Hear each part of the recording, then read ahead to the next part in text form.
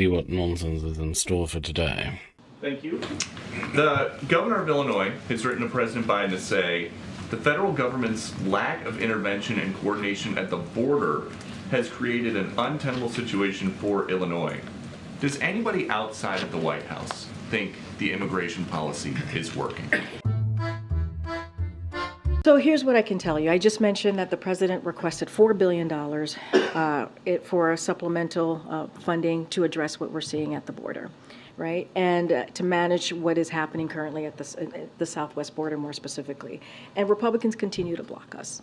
They do. They continue to block us. And without Congress, the president has taken action.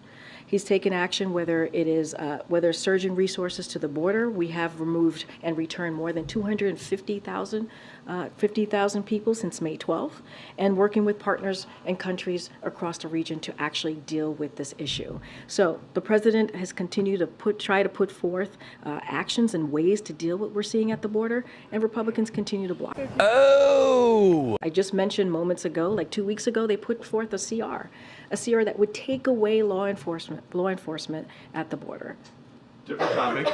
There are some new pictures of Commander Biden biting a staffer again. How many times has that dog bitten the Bidens? I would refer you to the Secret Service and also the First Lady's office. Okay. It's the 12th known incident of this dog biting a White House staffer. A lot of times when that happens, there's a lawsuit. Isn't the president worried about getting sued? I would refer you to the Secret Service or the First Lady's office. My last one.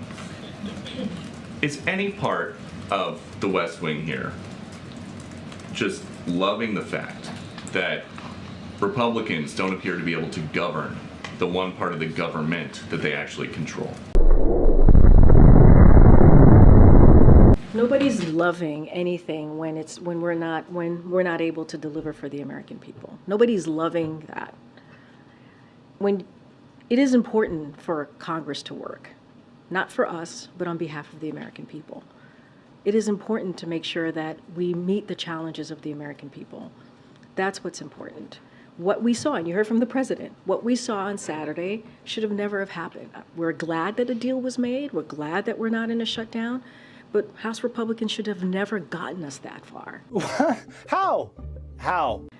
And so they are the majority in the House. They can fix this. They're creating the chaos. That is not helpful to the American people.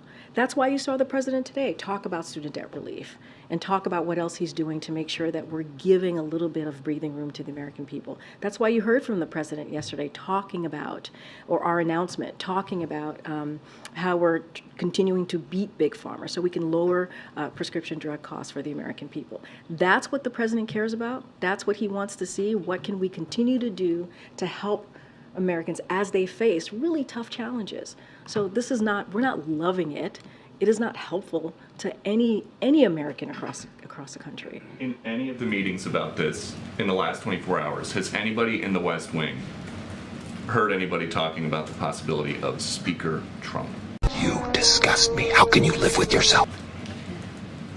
This is something for House Republicans to figure out. This is something for them to fix. We're not going to get involved in the speakership. We don't care who is in the race or who is out the race.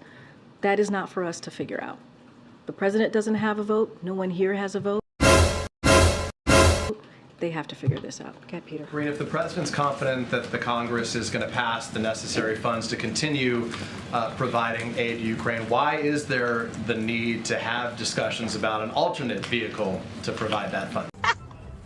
I'm not going to get beyond or go beyond what the president said. That's not going beyond. That's going behind. That's things that I'm gonna let the president speak to this. He said he's going to give a speech on Ukraine. I'm going to let him speak to it. I'm confused because the president, we said here that the president was confident that the aid would continue, but today the president himself conceded he was worried about that.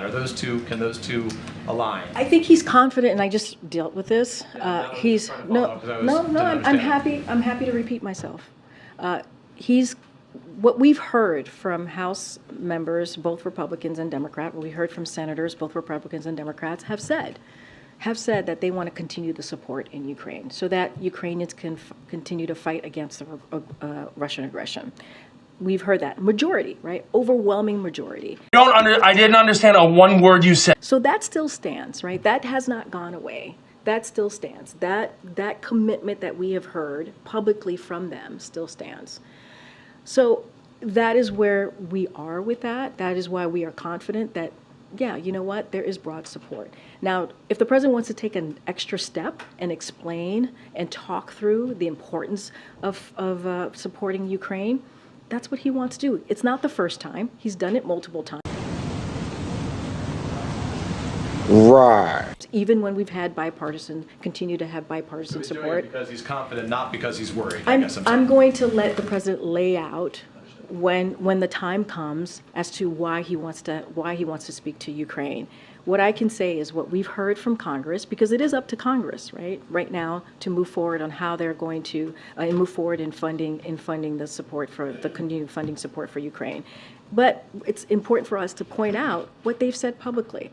Has the president spoken to Speaker McCarthy, or former Speaker McCarthy, since yesterday? Has he spoken to the Speaker Pro Tem, McHenry, in the time since? Has he had any calls that you can share with us with those, because he needs them, as he acknowledged, to try to get Congress working and to get America working again for the American people? I'm not going to get into any private conversation. Was that a fart?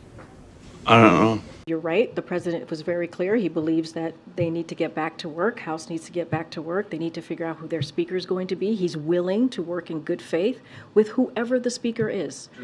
Just to be clear, when you say I'm not going to get into private conversations, you're not acknowledging that there were private conversations, just that you won't say yes or no. What I can say is senior staffers, as I've said many times, have been in close touch with members in Congress. Over the past several weeks, over the past several months, that's something that happens pretty regularly. And I can say this, that the president himself regularly, often, has conversations with members in Congress. I'm sorry, we seem to be having some technical difficulties. Because of some of them are relationships that he's had for some time now. I'm just not going to get into each conversation that he's had. They're private discussions. We don't read out each and every conversation that the president has. That's where I'm going to leave it. Thank you. Thank you, Karine. I'm going to follow up on my colleagues' questions about the president's speech. I know you can't talk about the substance of it, but can we understand this as an acknowledgement from the president that he perhaps could be doing better in terms of explaining to the American people why supporting Ukraine is within their best interests, and maybe an acknowledgement that there is waning support from the American public? So look, the president has spoken multiple times about the importance of continuing to fund Ukraine.